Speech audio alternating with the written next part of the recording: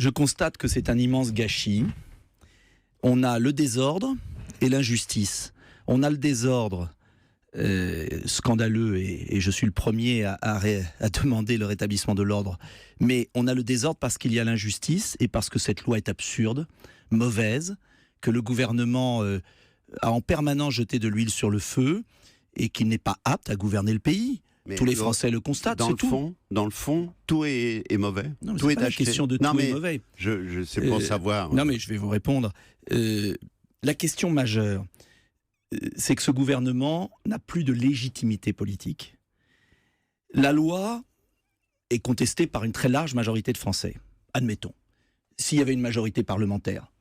Il n'y a pas de majorité parlementaire. Les communistes et les écologistes ne soutiennent plus depuis longtemps ce gouvernement. Et même au sein du Parti socialiste, il n'y a même plus de majorité. Vous savez, quand il n'y a pas de démocratie, pendant un certain laps de temps, quand on n'écoute jamais le peuple, quand on perd toutes les élections, quand on gouverne contre le peuple, ça finit dans la rue. Et c'est exactement ce qui se passe aujourd'hui. Alors ça ne veut pas dire que je légitime ceux qui sont dans la rue de manière excessive, parce qu'ils s'en prennent toujours aux mêmes, aux plus petits, c'est-à-dire ceux qui travaillent, les artisans, les commerçants qui ont besoin d'aller travailler. Mais la vraie responsabilité, elle incombe à un gouvernement qui s'est trompé, mais oui, monsieur Julie, sur la loi El Khomri, parce que ce n'est pas une loi qui favorise le travail.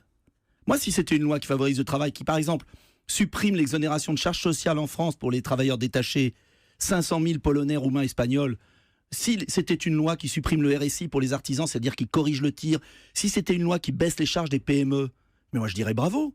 Mais c'est une loi, tous les Français l'ont compris, qui vise à réduire notamment la rémunération des heures supplémentaires, car c'est ça la loi derrière, c'est-à-dire, vous le savez très bien, cette loi avec accord majoritaire dans l'entreprise fera que les heures supplémentaires seront moins bien payées. Si c'est comme ça que le gouvernement croit, qu'il va renforcer l'adhésion au travail, car tout le monde sait que dans notre pays, c'est la récompense du travail qui ne va pas, qu'il y a trop d'assistanat, pas assez de travail.